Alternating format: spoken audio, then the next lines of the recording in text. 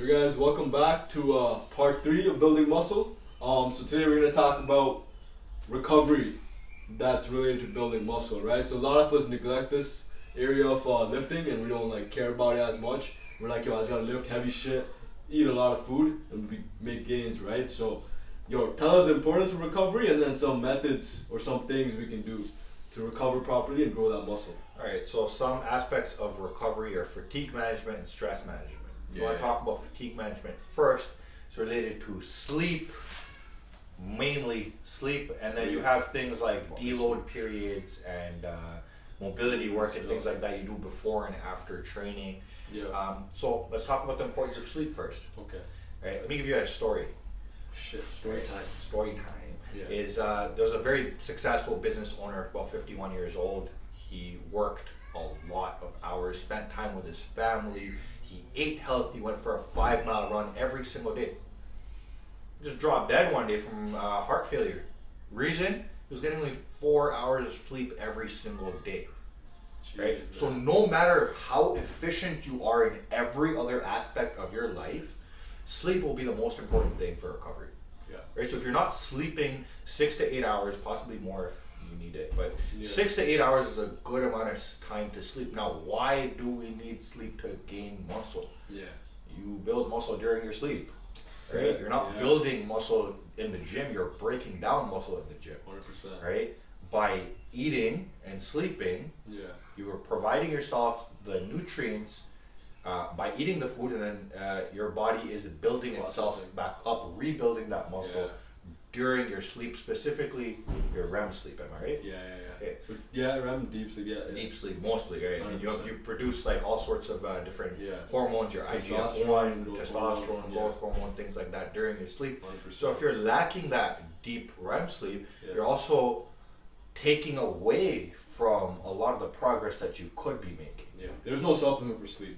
Like, we try taking so many supplements to grow muscle. There's no supplement for sleep, right? Like, I think we do the opposite nowadays. We're like, yo, let me just, get 2 hours sleep, 2 scoops of pre-workout, and then get that 2-hour workout session. I know we've all done that. I've done that myself. Yeah. I have 3 cups of coffee at work and then have 2 scoops of pre-workout and a monster. Actually, no monster. I'd be too much. Crazy.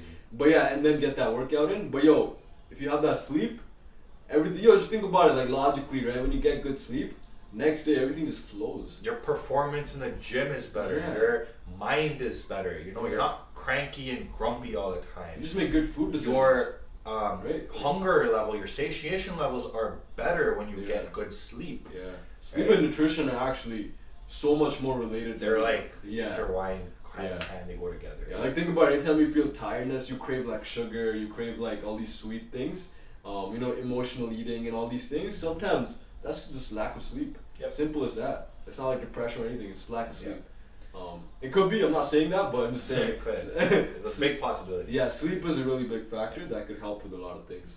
And then moving forward to deloads. Now, what is a deload?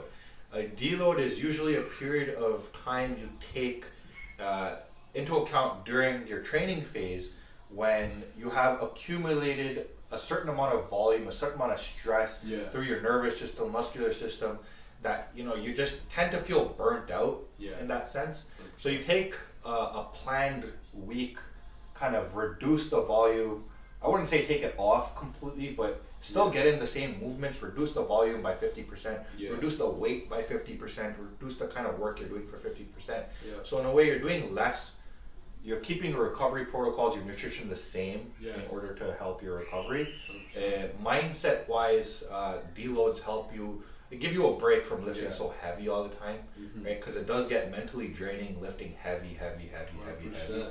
Right? So those deloads do come in clutch when you need a little bit of a break, but without taking a full week completely off. Yeah. No, you're still getting your work in, you're still moving your body. But you're not just putting your body under that much stress. And it's a time for you to basically grow and recover. Let your body recover, right? So you should technically have that in your program in the training section that we talked about, the periodization or hiring a coach to have your programming, whatever it is. They usually have a deload week or deload couple whatever days or deload workouts in your program, right? Moving on from that, mobility, right? So this is something a lot of people don't do. Yeah. A lot of people. So mobility kind of covers a whole lot of different things, right? So what is mobility? Mobility is defined as the flexibility and strength coming together to perform a movement. Active range of motion? Active range of motion. Yeah. Right? So mobility is different from flexibility, although flexibility is a part of mobility, not completely, but you guys should be focused on, using tools like a foam roller, lacrosse ball, bandit mobility drills are great. Yeah. Going to physio, massage, chiropractor, if you have the money or your insurance covers it, those are all great things to kind of keep your body intact and working properly. Especially if you're training really hard and you definitely need to do mobility no matter who you are, what purpose you're training for, what level of training you're at. When you're building new muscle, that new muscle is going to come in tight, right? So you need to loosen it up in order for you to perform your movements properly. Like we talked in the training video, execution, right? You cannot execute your things properly if you don't have proper mobility to do so, right? So that's an important part. Now, if you go on YouTube, I have a couple videos out on mobility, but there's so much information out there that I don't feel like we really need to teach people mobility. You guys can search it on Google, YouTube. There are tons of people teaching you guys this stuff. Just understand the importance of it. Yeah. Either you can do it prior to workouts, post workouts. Prior to workouts, maybe more active type of mobility work. Yeah. And then post. There's like more passive type stuff. Like static stretching and whatever. But regardless, don't be so picky. I have to do it before or I have to do it after. You can do both. Yeah. Right? It's not gonna kill you to do it double, right? 100%. Right? Moving on from that, a big part of recovery is stress management, right? So what do we mean by stress management, or some components of it? Well, I mean, some components of it outside your training can be like financial issues, relationship issues at work. Yeah. Karen called me a racist today, and I'm not feeling too great about it. Now I'm gonna think about that when I have to go work out, right? So those are things. They're more so distractions in a way to keep you your mind occupied in a negative space. Yeah. Right. And then training obviously is a stress itself that we put ourselves through purposely, right? In order to adapt or get our body to adapt and grow. Yeah. Right. So with the outside factor, anything outside the gym, you need to mitigate. Right. So explain how you can mitigate some of those stresses. Yeah. So like the training, stress is gonna be there no matter what, right? We're trying to do that to build muscle, to make sure we optimize that and we don't burn ourselves out. You want to make sure we're mitigating the stress factors outside the gym, right? So like Kurtar mentioned, like work, relationships, whatever it is, it can be mitigated through read a book. Try reading for 30 minutes a day, 15 minutes a day. Yeah. Chill out, right? Get your mind off everything going on. Meditation. There's so many things that are people struggle with meditation. It's I can't get my mind quiet. I can't do this, can't do that. But just take a step back. Just think about nothing if you can. If you're thinking about everything, just close your eyes, right? That's it. Focus on breath work, focus on walking, going in nature, going for a hike, going outside, looking at a lake or some shit. Basically just getting your mind off the normal day-to-day stuff, taking a step back and be I'm blessed for this life, right? Just be grateful, that kind of thing. Yeah. That goes a long way. But one thing I would like to say is we neglect the amount of effect stress has on our gains, both for fat loss and muscle building. I'll tell you a story, right? There was a research study. I don't know the exact article, whatever, but the scenario was basically this one person in the perfect environment tried losing 10 pounds in 4 months. They had the proper diet, proper nutrition, but they were stressed out. So they didn't lose any weight in 3 months, 3 to 4 months. And the next year did the same thing. They had no stresses. They were really relaxed, financially stable. They lost 15 pounds in the same amount of time. Same nutrition, same workout. So I don't know the exact physiology behind that, but it just goes to show if you take care of your stress, if you manage your stress properly, it can actually play a big role in the amount of muscle you build, right? Just think about it logically too. If you're in a heavy session, about to hit 3 plates for bench or something, you're hella stressed. You gotta be focused. Yeah, you're gonna get injured. You're not gonna be getting that weight up there, nothing gonna go, right? So like, and muscle's not gonna build even if you push that weight up. So something I want to add on to that is, a lot of us have hobbies that make us happy, that you might have given up on, or you don't find the time to do anymore. If these things genuinely make you happy, find the time to do them. Training shouldn't be like the only thing you do as a hobby. Right? It's great to keep yourself physically active, fit, but I feel like for people who have done this for a really, really long time, you need to start doing other things that help you keep yourself sane, help you de-stress your body.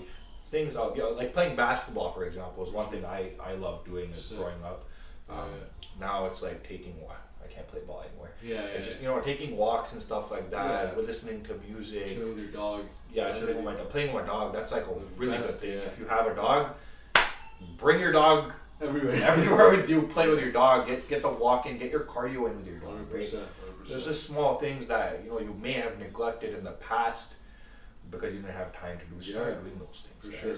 It goes a long way, right? Like you feel better overall. And like at the end of the day, like I know we're trying to build muscle. We want to be healthy individuals. Like if we're not really have the aspirations to be like the IFBB pro bodybuilder, which most of us like don't even like that. Or like we're not even aspiring towards that. Focus on health just as much as building muscle. And when you focus on health, the muscle's gonna come, right? Like that's the good part about it. So like take an overall approach. Let me cover. Cover something else. All is to increase the quality of your life. Right? At the end of the day, we don't build muscle to lower our quality of life. We're trying to build muscle to increase the quality of our life, right? So or flex on IG. Or that too, right? I mean both. Right. So just take that into account, guys. Nah, for sure. So like to summarize everything, recovery is important, Like that's the time when you actually grow and build that muscle, right? So you do those are inputs. This is the thing that's gonna actually show the results. The recovery part, right? So don't sleep on that. I know we're always in that mindset, like sleeps for the week, grind for life, some shit. But like manage your fatigue, proper sleep, deload weeks, mobility work, stretching, yoga, whatever you want to add, right? But put that in there. Don't neglect it. Second thing is manage your stress levels, right? So just see like sometimes like it's even better to almost skip the training session if you have a really stressful day at work. It's gonna be almost counterproductive putting your body through even more stress.